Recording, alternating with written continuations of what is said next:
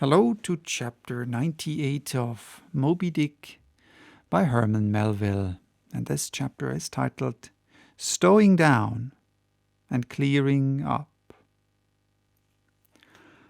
Already has it been related how the great Leviathan is afar off descried from the masthead, how he is chased over the watery moors and slaughtered in the valley of the deep, how he is then towed alongside and beheaded, and how, on the principle which entitled the headsman of old to the garments in which the beheaded was killed, this great padded surtout becomes the property of his executioner, how in due time he is condemned to the pots, and like Shadrach, Meshach, and Abednego, his spermaceti, oil, and bone pass unscathed through the fire.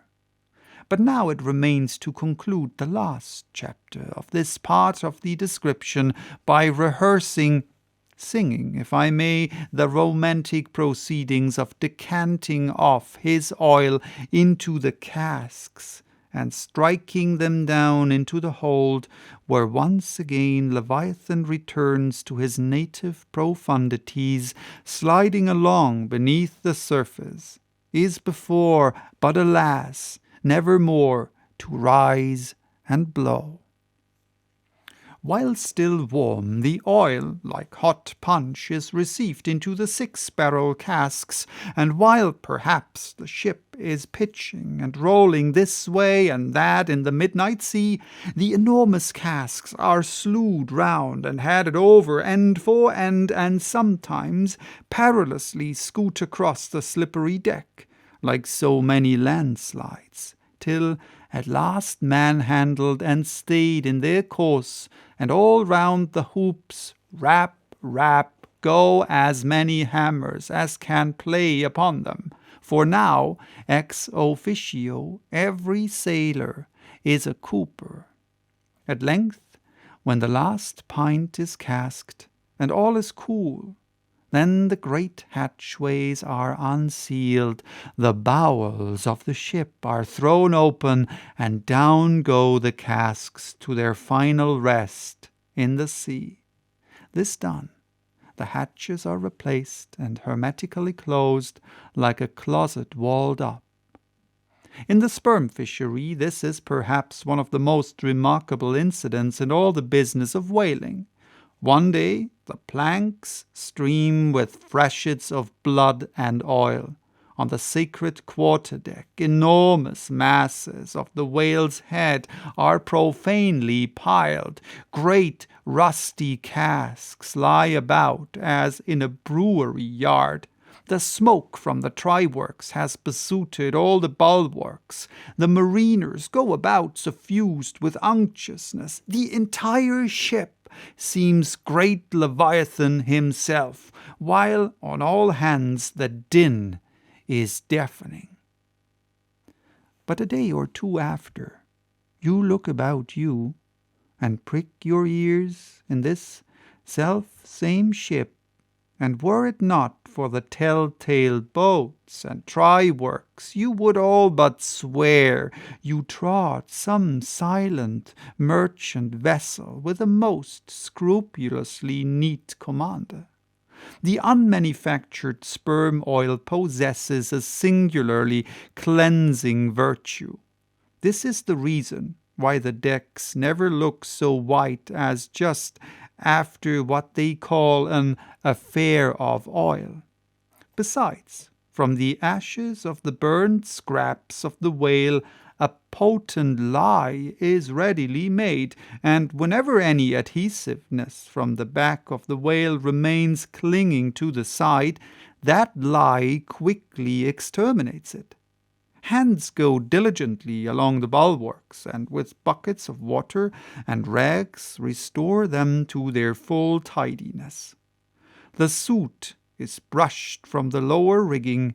All the numerous implements which have been in use are likewise faithfully cleansed and put away. The great hatch is scrubbed and placed upon the try-works, completely hiding the pots Every cask is out of sight.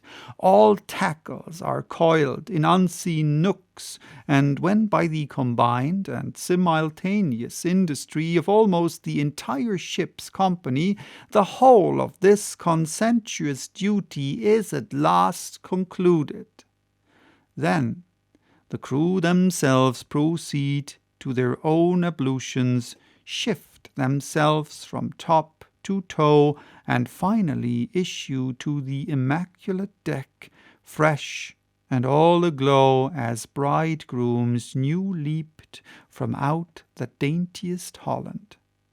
Now, with elated step, they place the planks and twos and threes, and humorously discourse of parlours, sofas, carpets, and fine cambrics, propose to mat the deck, think of having hangings to the top, object not to taking tea by moonlight on the piazza of the forecastle. To hint to such musked mariners of oil and bone and blubber were little short of audacity. They know not the thing you distantly allude to. Away, and bring us napkins. But mark, aloft there, at the three mastheads, stand three men, intent on spying out more whales, which, if caught, infallibly will again soil the old oaken furniture, and drop at least one small grease spot somewhere. Yes, and many is the time when, after the severest uninterrupted labours, which know no night, continuing straight through for 96 hours, when from the boat, where they have swelled their wrists with all day rowing on the line, they only step to the deck to carry vast chains and heave the heavy windlass and cut and slash, and in their very sweatings to be smoked and burned anew by the combined fires of the equatorial sun and the equatorial try-works, when on the heel of all this they have finally bestirred themselves to cleanse the ship and make a spotless dairy room of it. Many is the time the poor fellows, just buttoning the necks of their clean frocks, are startled by the cry of, "There she blows!" And away they fly to fight another whale, and go through the whole weary thing again. Oh, my friends, but this is man-killing. Yet this is life. For hardly have we mortals by long toilings extracted from this world's vast bulk its small but valuable sperm, and then with weary patience cleansed ourselves from its defilements, and learned to live here in clean tabernacles of the soul. Hardly is this done, when "there she blows," the ghost is spouted up, and away we sail to fight some other world and go through young life's old routine again. Oh, the metempsychosis, O Pythagoras, that in bright Greece 2,000 years ago did die, so good, so wise, so mild. I sailed with thee along the Peruvian coast last voyage, and foolish as I am, taught thee, a green, simple boy, how to splice a rope.